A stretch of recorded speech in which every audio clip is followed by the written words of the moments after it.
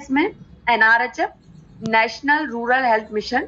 दूसरा रूरल है तो अर्बन भी आएगा, तो राष्ट्रीय शहरी स्वास्थ्य मिशन एनयूएचएम के नाम से आता है, राष्ट्रीय नेशनल शहरी अर्बन स्वास्थ्य हेल्थ और मिशन, ठीक है, उसके नाम से इसको दिया गया है। और जो तीसरा है मिशन जो इसमें स्टार्ट किया, तो इसमें जो तीन इसके जो पार्ट्स इसमें जो बताए गए कि किस तरीके से इसको इन्वॉल्व करना है या डिवाइड किया गया है, तो एनआरएचएम है एक तो, और दूसरा एनयूएचएम है कार्यक्रम और स्वास्थ्य तथा चिकित्सा शिक्षक के लिए चिकित्सा शिक्षा जो है, हॉस्पिटल एजुकेशन जो है, जैसे नर्सेस को जो दी जाती है, डॉक्टर्स को जो एजुकेशन दी जाती है, के लिए बेसिक जो है फ्रेमवर्क जो है वो बनाया गया। ये चार जो मेन पार्ट थे हेल्थ मिशन के, नेशनल हेल्थ मिशन के जो 4 बेसिक मेन पार्ट्स हैं, ये पूरा जो है हेल्थ मिशन को कंप्लीट करता है। मतलब पूरी कंप्लीट जो है वो कवरिंग जो है वो प्रोवाइड करवाता है। कवरिंग इन द सेंस कि ये पहला तो रूरल एरिया को कवर अप कर लिया, दूसरा सिटीज वाले जो एरिया बच रहे थे उनको भी उन्होंने इस प्रोग्राम में इन्वॉल्व कर लिया, तीसरा इसमें उन्होंने जो हेल्थ स्वास्थ्य वर्कर जो है, जो कि जो देखभाल करने वाला काम करने वाले हैं, उनको भी इसमें इन्वॉल्व किया गया, और चिकित्सा रिलेटेड जो एजुकेशन होते हैं, जो प्रोग्राम्स होते हैं, वो भी उन्होंने इस कैटेगरी में इन्वॉल्व कर लिया। तो ये चारों तरफ से उन्होंने हर एरिया को जो है देखते हुए कवर अप करा है। तो इस तरीके से नेशनल हेल्थ मिशन जो है वो एक कंप्लीट प्रोग्राम के रूप में इंडिया में जो है वो आया। तो रूरल एरिया, क्योंकि हमेशा पता है कि रूरल एरिया जो है वो निग्लेक्ट हो जाता है, डॉक्टर्स वहां पे काम करना नहीं जाना चाहते हैं क्योंकि फैसिलिटीज नहीं होती है, तो गवर्नमेंट ने जो है इसी तरीके से पीएचसी सेंटर, सीएचसी सेंटर्स जो है, प्राइमरी हेल्थ सेंटर्स। कौन है भाई बीच में? Good morning, good morning. तो इस तरीके से जब क्लास स्टार्ट हो जाती है ना, तो बीच में गुड मॉर्निंग और ये सब बोलने की जरूरत नहीं है, आप सिर्फ साइलेंटली आप क्लास को ज्वाइन कर लीजिए, लिंक टूट जाती है इस तरीके से, ठीक है। तो इस तरीके से नेशनल हेल्थ मिशन जो है, जो गवर्नमेंट का जो मेन गोल था, जो मेन मोटिव था, वो उन्होंने यहाँ पे कंप्लीटली कवर अप करते हुए लोगों को एजुकेशन के साथ साथ हॉस्पिटलाइजेशन के बारे में, उनको हेल्थ एजुकेशन के बारे में जो है वो एजुकेट करना स्टार्ट करा। कुछ टीम वर्क के साथ टास्क वर्क जो है वो कुछ ऐसे लोगों को सिलेक्ट करा जो इस काम को जो है बखूबी निभा सके। अच्छा, अब इस केसेस में आमतौर पे जो गवर्नमेंट या जो प्रोग्राम्स जो होते थे वो जैसे कि प्रजनन या बच्चों के स्वास्थ्य से रिलेटेड ही आमतौर पर जो प्रोग्राम्स थे वो गवर्नमेंट के द्वारा बनाए गए थे। लेकिन ये जो है प्रजनन और बच्चों की स्वास्थ्य को छोड़ते हुए, मतलब फर्टिलिटी और चाइल्ड हेल्थ को थोड़ा सा साइड अप करते हुए, क्योंकि उसके लिए तो ऑलरेडी प्रोग्राम्स चल ही रहे थे, तो थोड़ा सा साइड अप करते हुए गवर्नमेंट ने यहाँ पर डिसीज रिलेटेड, क्योंकि रूरल एरियाज में कौन सी डिसीजेस हो रही है, संक्रमित या नॉन संक्रमित, मतलब इन्फेक्टेड या नॉन इन्फेक्टेड जो डिसीजेस होती है, कम्युनिकेबल या नॉन कम्युनिकेबल डिसीजेस जो होती है, उनको भी जो है वो यहाँ पर इन्वॉल्व जो है वो करा इस प्रोग्राम के अंदर। इन्फेक्टेड और नॉन इन्फेक्टेड या नॉन कम्युनिकेबल या कम्युनिकेबल डिसीजेस, शायद मेरे ख्याल से आप लोगों ने कम्युनिटी मेडिसिन में कम्युनिकेबल और नॉन कम्युनिकेबल डिसीज के बारे में सुना होगा। कोई बताएगा क्या होता है? मैडम, जो इन्फेक्टेड बीमारी है जो एक से दूसरे को फैल सकता है उसको कम्युनिकेबल डिसीज कहा जाएगा। बिल्कुल बिल्कुल, ठीक है ठीक है। कम्युनिकेबल डिसीज जो है वो जो एक व्यक्ति से दूसरे व्यक्ति को फैलता है, जैसे ड्रॉपलेट इन्फेक्शन के थ्रू फैल गया, ठीक है। तो कुछ ऐसे इन्फेक्शियस डिसीजेस होती हैं जिनको यहाँ पे इन्वॉल्व किया गया है। और नॉन कम्युनिकेबल डिसीजेस जो है, ऐसा नहीं है सिर्फ कम्युनिकेबल डिसीज को ही इन्वॉल्व नहीं किया है, यहाँ पर नॉन कम्युनिकेबल डिसीजेस जो थी उनको भी इस प्रोग्राम के अंदर जो है वो इन्वॉल्व किया गया है, जिससे कि एक प्रॉपर फ्रेमवर्क जो है वो फॉर्म हो सके और NUHM urban area, rural area, इन दोनों को जो है प्रॉपर कवरेज जो है वो प्रोवाइड किया जा सके।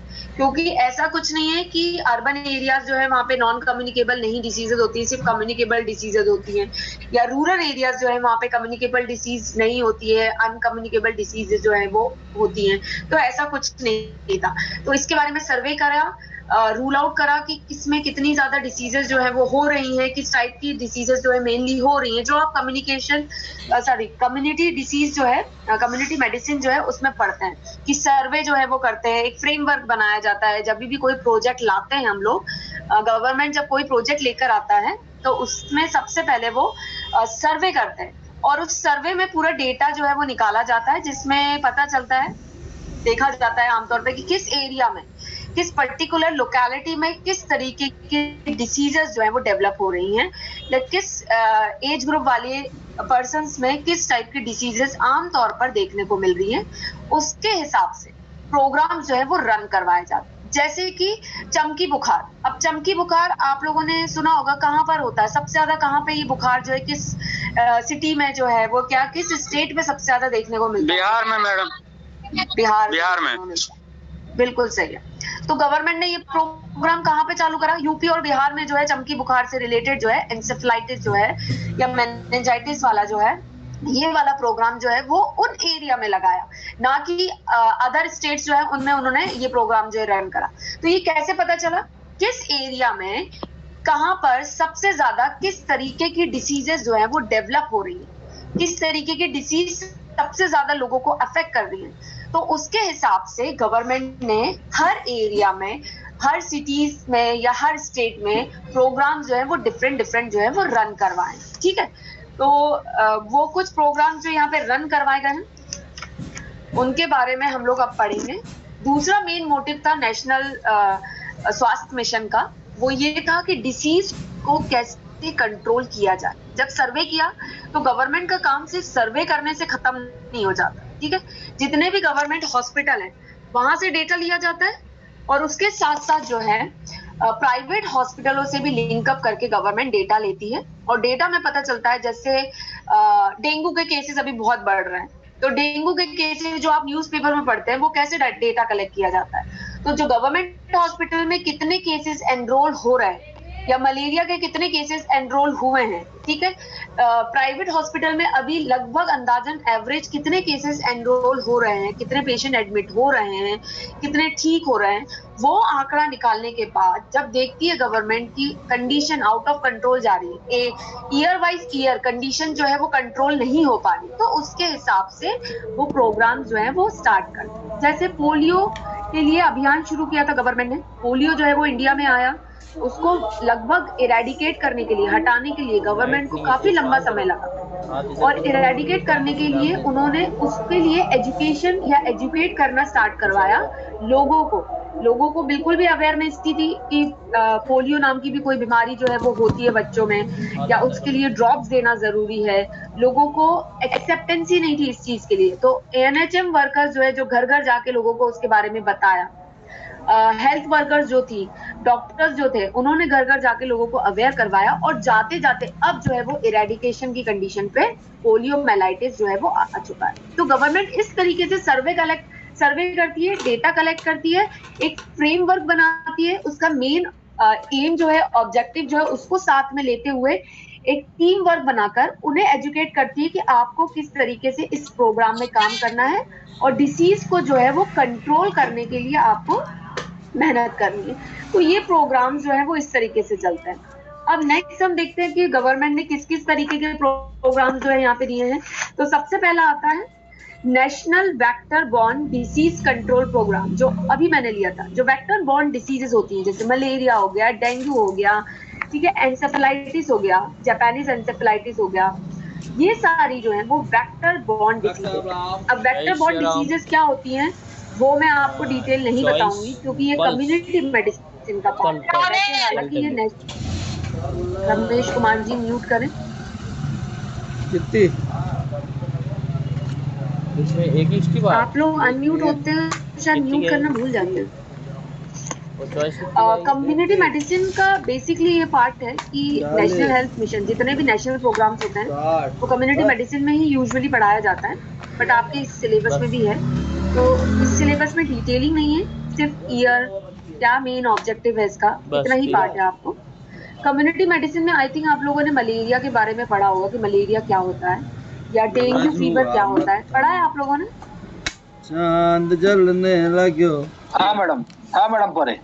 पढ़ा है ना, बिल्कुल। हाँ। तो यहाँ पर हम उसके बारे में डिटेलिंग नहीं करेंगे कि मलेरिया में क्या होता है मैडम, या डेंगू फीवर में क्या होता है, कितनी स्टेजेस होती हैं। यहाँ पे सिर्फ प्रोग्राम की बात की गई कि नेशनल प्रोग्राम में vector borne diseases control programme जो गवर्नमेंट ने दिया है कि इस जो डिसीजेस एक पर्टिकुलर सीजन में डेंगू आता है, लोग इतने ज्यादा अफेक्ट होते हैं, हॉस्पिटलाइजेशन स्टार्ट हो जाता है, तो उसके अगेंस्ट सरकार ने क्या प्रोग्राम जो है वो स्टार्ट करे, हम उसके बारे में यहाँ पे देखेंगे कि किस ईयर में इसको लेकर आए थे। तो आमतौर पे 2003-2004 में इसकी शुरुआत जो है वो की गई थी, जिसमें कि राष्ट्रीय वेक्टर जनित रोग नियंत्रण कार्यक्रम, ठीक है, राष्ट्रीय मलेरिया नियंत्रण कार्यक्रम या राष्ट्रीय मलेरिया रोधी नियंत्रण कार्यक्रम और राष्ट्रीय फाइलेरिया नियंत्रण कार्यक्रम।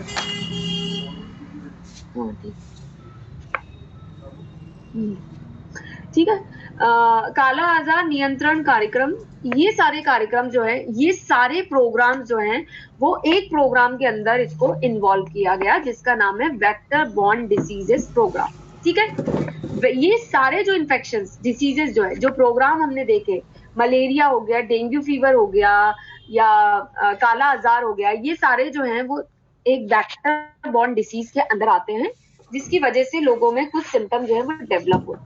तो 2003 से लेके 2004 में इसकी शुरुआत जो है वो की गई और इसका जो मेन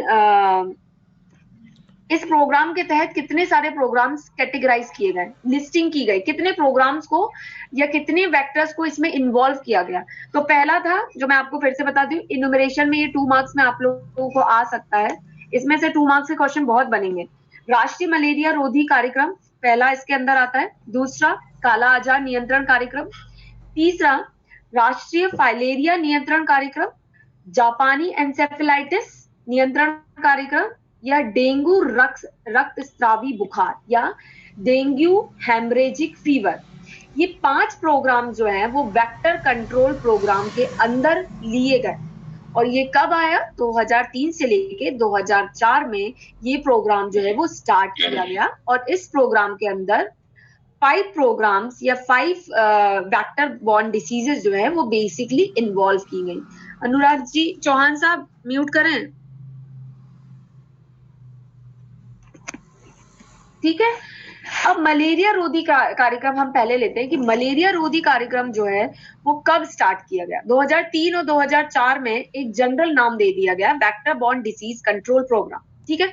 लेकिन मलेरिया कंट्रोल प्रोग्राम पहले भी रन कर रहा था, ये कब आया इंडिया में और कैसे स्टार्ट हुआ। तो आमतौर पे 1946 में मलेरिया नियंत्रण के लिए एक देशव्यापी कार्यक्रम, विस्तृत कार्यक्रम, वाइड स्पेक्ट्रम में या हम बोले ब्रॉडली पूरे ऑल ओवर इंडिया में, वर्ल्ड वाइडली जो है ये प्रोग्राम की सिफारिश की गई, क्योंकि मलेरिया जो है उस समय बहुत हाई लेवल पे था। मलेरिया के फीवर जो है वो बहुत ज्यादा चरम सीमा पे थी, स्टार्ट हो गया था। 1946 की बात कर रही हूँ मैं, ठीक है। इस योजना के इम्प्लीमेंटेशन और वर्किंग में आने में 1951 में ये वर्किंग में जो है इसकी अनुमति जो है मिली, जिन्होंने प्रोग्राम के बारे में सिफारिश लगाई थी गवर्नमेंट से, इसकी अनुमति इस प्रोग्राम को काम करने के लिए अनुमति 1951 में मिली और एनफोर्समेंट या काम करना कब लागू हुआ या कब शुरू हो गया इसके बारे में 1953 में, अप्रैल के 1953 में सरकार भारत ने राष्ट्रीय मलेरिया रोधी नियंत्रण कार्यक्रम का शुभारंभ किया। मतलब देखिए आप कितना टाइम लगा, हर चीज को होने के लिए एक समय लगता है, एक पूरी रणनीति बनाई जाती है, एक फ्रेमवर्क बनाया जाता है और उस फ्रेमवर्क को पहले उसका पूरा बजट और ये सारी चीजें देखते हुए कि कैसे काम होगा, कितने एरियाज को इन्वॉल्व करना है, सर्वे करने के बाद 1946 में अपनी तरफ से एक हम ये कह सकते हैं सिफारिश जो है वो सरकार की तरफ भेजी गई कि इसके ऊपर काम होना चाहिए। फिर 1951 में इसको परमिशन दी गई और 1953 में इसका शुभारंभ हुआ। परमिशन मिलने के बाद इमीडिएटली काम स्टार्ट नहीं हो गया, पूरा उसका फ्रेमवर्क जो है वो सेटअप जो है वो बनाया गया मलेरिया कंट्रोल के लिए और उस सेटअप को पूरी कंप्लीट होने के लिए समय लगा, जो कि 1953 में पूरी शुरुआत जो है हम ये कहें कि इसका इनॉग्रेशन जो है इस प्रोग्राम का हो गया था। तो पहला 1946 में सिफारिश की गई, 1951 में इसको परमिशन मिली और 1953 में एनफोर्समेंट या ये जो है वो इसका शुभारंभ या वर्किंग कंडीशन में मलेरिया कंट्रोल प्रोग्राम जो है वो आ गया। क्लियर? इसका मेन उद्देश्य क्या था? तो प्रमुख उद्देश्य ये था सार्वजनिक स्वास्थ्य समस्या जो हो रही थी, बहुत ऊंचे स्तर पे जो प्रॉब्लम्स लोगों में जा रही थी उसको कंट्रोल करना। ठीक है, अब मैं दूसरा एक बताती हूँ कि डेंगू फीवर जो आया था या मलेरिया के बारे में जो आया था, तो आपने देखा होगा टीवी में अब जब कोई भी प्रोग्राम जब आता है, जब गवर्नमेंट कोई प्रोग्राम फॉर्म करती है, उसका इम्प्लीमेंटेशन करने के लिए वो ऐसे पर्सन को चुनती है जिसको हर व्यक्ति सुनना या देखना पसंद करते हैं। फॉर एग्जाम्पल, पोलियो को कंट्रोल करवाने के लिए आपने देखा होगा कि पोलियो के बारे में जब भी कैंपेनिंग गवर्नमेंट करती है पोलियो ड्रॉप्स के लिए, तो किस व्यक्ति का वो इस्तेमाल करती है? इसका एडवर्टाइजमेंट सबसे ज्यादा कौन करता है? एक ही व्यक्ति अभी तक, शुरू से लेकर अभी तक, अमिताभ बच्चन। बिल्कुल सही, अमिताभ बच्चन। जो एक्टर है अमिताभ बच्चन, वो एक ऐसी पर्सनालिटी है जिसको हर एज ग्रुप का व्यक्ति, हर जनरेशन का व्यक्ति जो है वो देखना सुनना पसंद करता है। तो गवर्नमेंट ऐसे लोगों को सिलेक्ट करती है जो कि सोशल या पब्लिक फेस तो है, लेकिन पब्लिक फेस में जिसके एक प्रॉपर रेपो या इमेज है, जिसको हर व्यक्ति सुनना, समझना और एक्सेप्ट करना पसंद करता है। तो अभी तक जब से ये प्रोग्राम पोलियो का रन हुआ था, तब से लेके अभी तक अमिताभ बच्चन जी जो हैं वो इसका जो है एडवर्टाइजमेंट या कैंपेनिंग या प्रोग्राम जो है वो इनके द्वारा ही करवाया जाता है। दूसरा, अभी कोविड आया था, कोविड में भी किसको लिया गया? कोई बताएगा? इसके बारे में एक्नॉलेजमेंट करवाने के लिए, एजुकेट करवाने के लिए टीवी में जो एडवर्टाइजमेंट आना स्टार्ट हुए थे या फोन पे जिनकी वॉइस यूज की गई, अमिताभ बच्चन जी को ही इस्तेमाल किया गया था। तो आप कम्युनिटी मेडिसिन में पढ़ेंगे कि जब ये प्रोग्राम्स रन होते हैं तो गवर्नमेंट ऐसा नहीं कि आज सोचा और कल इम्प्लीमेंट कर दिया, उनको इस प्रोग्राम को सक्सेसफुल करने के लिए वो हर एक बेस लेवल पे से काम करना स्टार्ट करते हैं कि व्यक्ति कैसे इस चीज को अच्छे से समझ सकता है। ऐसे किरदारों को यूज करते हैं जिसको पूरी पब्लिक जो है वो कहीं ना कहीं से नेग्लेक्ट नहीं करती है, उसको सुनती है। ठीक है, दूसरा, इस तरीके का पिक्चराइजेशन किया जाता है जो अट्रैक्टिव हो और इमीडिएटली समझने वाला हो। तीसरा, कि यहाँ पर वॉइस जिसकी बहुत क्लियर हो और लोगों को समझने वाली हो। मतलब एक्सेंट की मैं बात करूं कि आजकल तो हो गया कि ठीक है भाई इंग्लिश का यूज किया जा रहा है, लेकिन आमतौर पर अगर हम ये देखें कि रूरल एरियाज में हर किसी को इंग्लिश नहीं समझ में आएगी, तो हिंदी में भी हिंदी इतनी शुद्ध होनी चाहिए जो हर व्यक्ति को समझ में आए। ठीक है, प्रॉपर शब्द। तो अगर उसकी कैंपेनिंग भी करनी है तो वो एक बेस लेवल से देखा जाता है। और पपेट शोज जो है वो कई बार करवाए जाते हैं गवर्नमेंट के द्वारा, जिससे कि एजुकेशन जो है वो लोगों को प्रॉपरली मिल सके और वो उसके लिए एक्टिवेट हो जाए और लोगों को समझ में आना स्टार्ट हो जाए। ठीक है, क्लियर हुआ आपको कि किस तरीके से गवर्नमेंट काम करती है? तो अगर आपके मन में ये डाउट हो कि 51 में तो ये परमिशन मिल गई थी, तो 53 तक क्यों इसको टाइम लगा शुभारंभ होने में या एक्टिवेट होने के लिए? तो इतना बेसिक जो है उनको पूरा काम करना पड़ता है ताकि उनका प्रोग्राम जो है वो फेल ना हो। ठीक है, तो अब जैसे अब आप लोगों के यहाँ जैसे गंदगी कंट्रोल प्रोग्राम के लिए लोग कचरा, सूखा कचरा और गीला कचरा, एक बेसिक एग्जांपल ले रही हूँ मैं, सूखा कचरा और गीला कचरा, इसको एजुकेट करने के लिए स्वच्छ भारत मिशन में, बिल्कुल स्वच्छ भारत मिशन के नाम से इसको दिया गया। पहले नहीं था ये, पर गीला अभी कचरा तो नोटों पे है मैम, नोटों के ऊपर है अभी। नोटों के ऊपर है मतलब स्वच्छ भारत मिशन लिखा हुआ है पैसे पे, नोटों पे है। नोटों के ऊपर लिखा हुआ है। मैंने सोचा कि नोटों को भी शायद कचरों में तो नहीं फेंका जा रहा है, गीला और सूखे के उसमें। ठीक है, चलिए।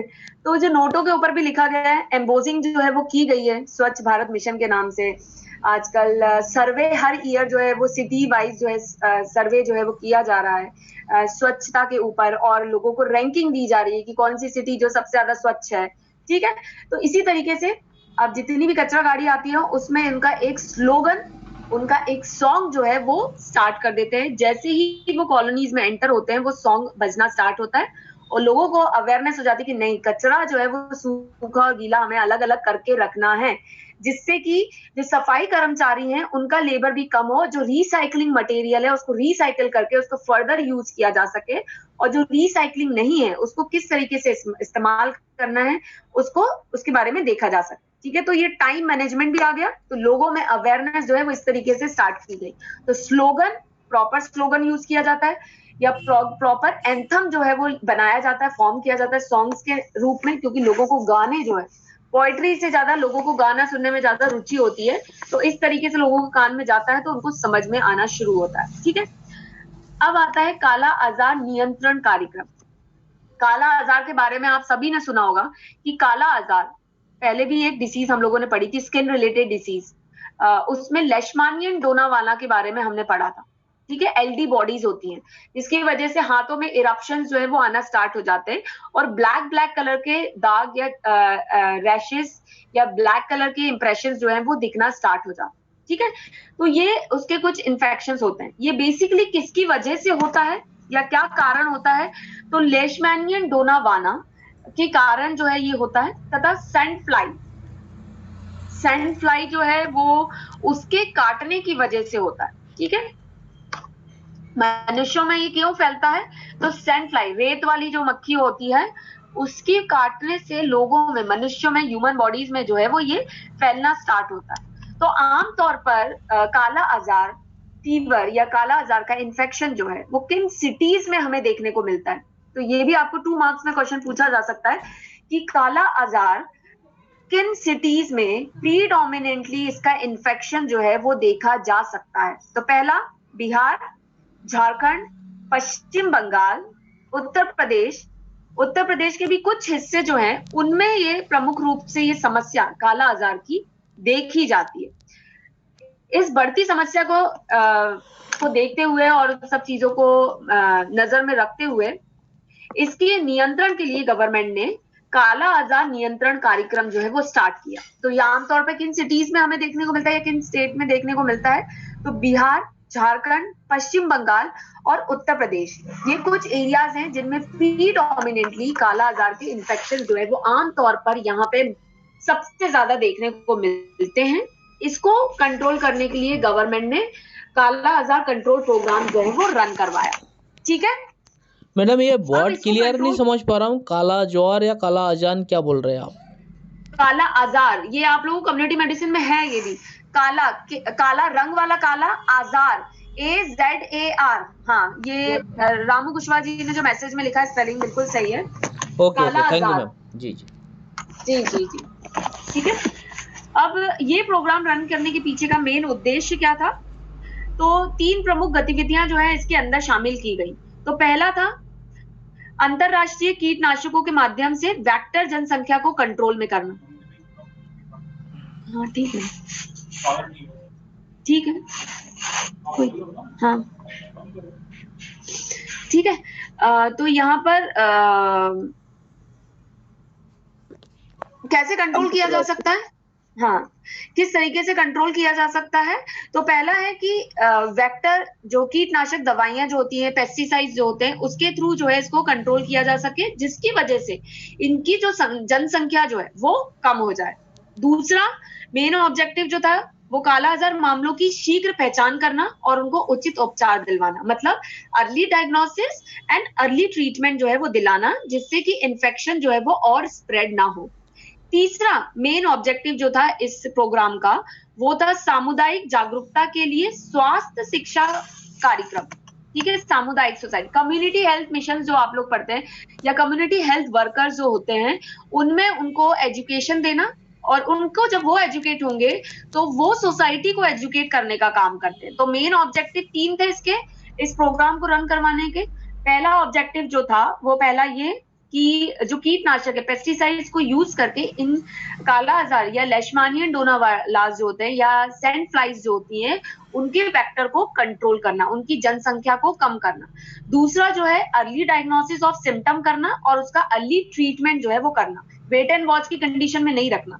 तीसरा जो है मैडम ये किस जीवाणु से होता था? हाँ जी, हाँ जी, लेशमानियन डोनावाला जो बॉडीज होती हैं उसके थ्रू ही होता है ये, ठीक है, एंटीबॉडीज के थ्रू होता है। तीसरा जो मेन ऑब्जेक्टिव है इसका उद्देश्य जो है वो सामुदायिक जागरूकता, अवेयरनेस, कम्युनिटी अवेयरनेस के लिए लोगों को एजुकेट करना। तो यहाँ पे कुछ हेल्थ वर्कर्स को जो है वो सिलेक्ट किया गया और उनको एजुकेट जो है वो किया गया, ठीक है। तीसरा ये था आपका काला आजार, पूरा काला आजार जो था इसका प्रोग्राम जो था वो मैंने आपको बता दिया। समझ में आ गया आप लोगों को कि काला आजार प्रोग्राम क्या होता है? Yes ma'am. कब आया तो इसमें दिया नहीं है, किन एरियाज में या किन सिटीज में ये देखने को मिलता है स्टेट में? पश्चिम बंगाल, बिहार, झारखंड, उत्तर प्रदेश। बिहार, झारखंड, पश्चिम बंगाल। बिल्कुल बिल्कुल बिल्कुल, ठीक है। ये किन के थ्रू होता है मेनली? तो एलडी बॉडीज और सैंड फ्लाइज, ये दो नाम आपको याद रखना है काला आजार होने के पीछे। बंगाल। जी जी जी जी। सैंड फ्लाइज के स्पेलिंग क्या मैम? सैंड फ्लाइज के स्पेलिंग? सैंड, SAND, सैंड, रेत वाला सैंड, और फ्लाई, FLIES, फ्लाइज, मक्खी वाला फ्लाई। जी मैम, ठीक है जी। वैसे आप लोगों के पास बुक रखी है, ये प्रोग्राम उसमें दिया हुआ है, बहुत ब्रीफिंग दी गई है उसमें, बहुत अच्छे से लिखा हुआ है आप लोगों की बुक में। पेज नंबर क्या मैम बुक में? नेक्स्ट जो मेरी बुक है उसमें है 115, 93। नेक्स्ट हम लोग स्टार्ट करते हैं राष्ट्रीय फाइलेरिया नियंत्रण कार्यक्रम। फाइलेरियासिस के बारे में कम्युनिटी मेडिसिन में पढ़ा है आप लोगों ने? फाइलेरियासिस के बारे में? एलिफेंटाइटिस जैसे रहता है, हाथी पांव जिसे बोला जाता है हिंदी में।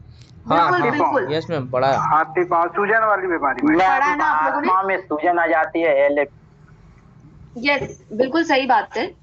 तो ये जो है आमतौर पर किसके संक्रमण से जो देखा गया है, तो इसका जो मेन कारण देखा गया है संक्रमण होने का या इन्फेक्शन होने का, तो वो था मच्छरों के काटने से। तो कौन से मच्छर जो हैं जिनके काटने से फाइलेरियासिस जो है वो कंडीशन डेवलप हो सकती है?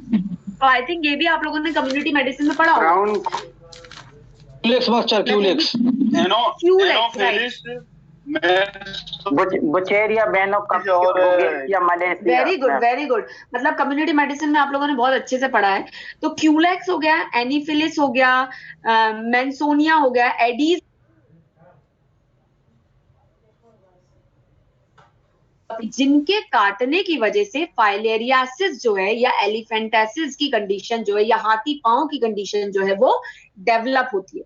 ये आमतौर पे किन राज्यों में देखा जाता है? तो यहाँ पे राज्यों की संख्या बहुत लंबी है। 18 राज्यों में जो है फाइलेरियासिस की कंडीशन जो है या इन्फेक्शन जो है वो देखे गए। तो इनमें 18 राज्यों में देखे गए हैं और केंद्र शासित प्रदेशों में फैला है।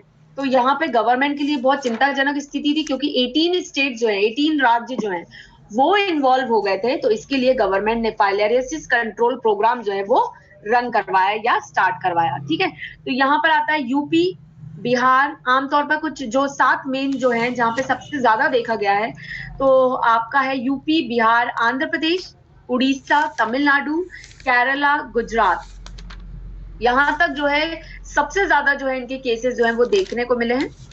और राष्ट्रीय फाइलेरियासिस नियंत्रण प्रोग्राम जो है वो वर्ष 1955 में शुरू किया गया और 1994 में ये इसका इम्प्लीमेंटेशन जो है वो ग्रामीण एरिया में या ग्रामीण क्षेत्रों में जो है वो भी बढ़ा दिया गया कि ग्रामीण क्षेत्रों तक इस प्रोग्राम को जो है वो एक्सटेंड किया गया या फैलाया गया। ठीक है, अब स्टेट्स आप लोगों को समझ में आ गए, बहुत ज्यादा स्टेट्स इन्वॉल्व हो रहे थे, उनमें भी 7 कुछ ऐसे स्टेट्स थे जहां पे सबसे ज्यादा केसेस जो है वो देखने को मिले।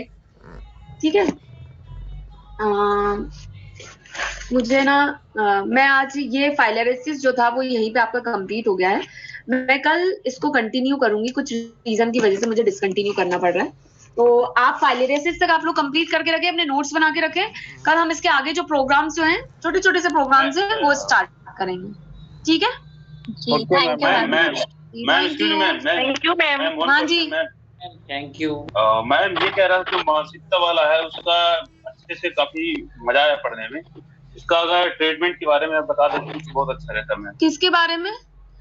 ये मानसिकता, मेंटल मानसिक रोगी। मेंटल डिसीज के, ठीक है हम लोग नेक्स्ट क्लास में उसके बारे में डिस्कस करेंगे। ठीक है भूपेन सोनी जी, आपका प्रश्न है शायद। ओके मैम, नहीं बस हो गया मैम। ठीक है चलिए, ओके थैंक यू। कल हम कंटिन्यू करेंगे इसको। Thank you.